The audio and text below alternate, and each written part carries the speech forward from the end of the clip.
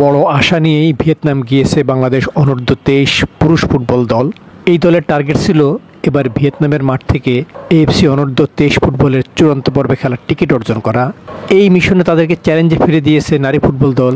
Senior নারী football দল মিয়ানমারের মাঠ থেকে এশিয়ান নারী ফুটবলের চূড়ান্ত পর্বে খেলার ছাড়পত্র নিয়ে এসেছে। এরপর অনূর্ধ্ব-20 নারী ফুটবল দল লাওসের মাঠ থেকে সাফল্য এনেছে, তারাও খেলবে এএফসি অনূর্ধ্ব-20 ফুটবলের চূড়ান্ত পর্বে। দুই নারী ফুটবলেরই এই সাফল্য হলো প্রথম, অর্থাৎ ইতিহাস গড়া সাফল্য। তাই অনূর্ধ্ব-23 পুরুষ ফুটবল দলের কাছে বড় চ্যালেঞ্জ ছিল তারা যেন এই অনূর্ধ্ব-23 এশিয়ান কাপে প্রথমবারের মতো চূড়ান্ত পর্বে উঠতে পারে। সেই মিশনে 3 সেপ্টেম্বর হোঁচট খেল লাল সবুজ জার্সিধারীরা। প্রথম ম্যাচে তাদেরকে একেবারে উড়িয়ে দিয়েছে ভিয়েতনাম। ফিফা র্যাঙ্কিংয়ে 113তে থাকা এই দেশটির কাছে বাংলাদেশ পাত্তাই পায়নি।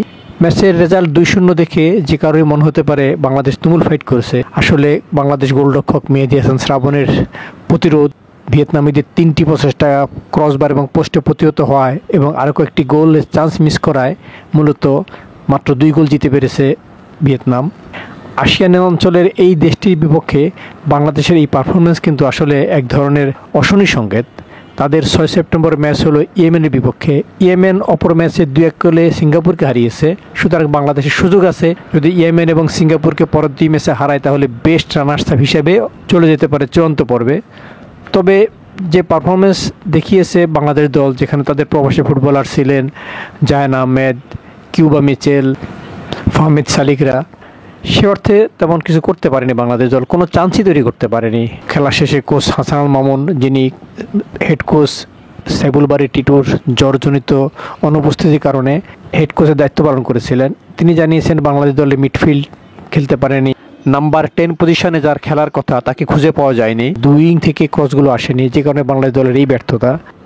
ভিয়েতনামীদের যে খেলার স্টাইল, ওদের যে পাসিং, ওদের যে প্রেসিং সেন্স, সবগুলি বাংলাদেশের চেয়ে অনেক এগিয়ে। বাংলাদেশের ফুটবলারদের দেখে মনে হয়েছে তারা পাস দেওয়াই জানে না। পাসটা কত গতিতে দিতে হবে, কত জোরে বলটা মারতে হবে, কত আস্তে দিলে বলটা খেলোয়াড় পাবে, এই ধরনের সেন্সই তাদের মধ্যে নেই। যেন পাস একটা দিলাম, পেলো না পেলে না, এমনই একটা মনোভাব দেখা গেল খেলোয়াড়দের মধ্যে। এরা অথচ বাহরাইন থেকে প্রশিক্ষণ নিয়ে এসেছে, সেখানে 2টা ম্যাচ খেলে এসেছে, একটি ড্র করেছে, একটিতে 4-2 হেরেছিল। তাই সবার প্রত্যাশা ছিল ভিয়েতনামের মাঠে বাংলাদেশ দল জয়ে শুরু করবে, গ্রুপ চ্যাম্পিয়নে কোয়ালিফাই করবে। কিন্তু ভিয়েতনাম তাদের 2-0 গোলে হারিয়ে জানিয়ে দিয়েছে বাংলাদেশের ফুটবল অনেক পিছিয়ে এশিয়ান চূড়ান্ত পর্বে খেলার জন্য। নারী ফুটবলে যা সম্ভব, পুরুষ ফুটবলে সেই লেভেলে যেতে হলে আরও অনেক সময় দিতে হবে, অনেক ভালো খেলতে হবে। এখন অপেক্ষা 6 এবং 9 সেপ্টেম্বরের ম্যাচের দিকে।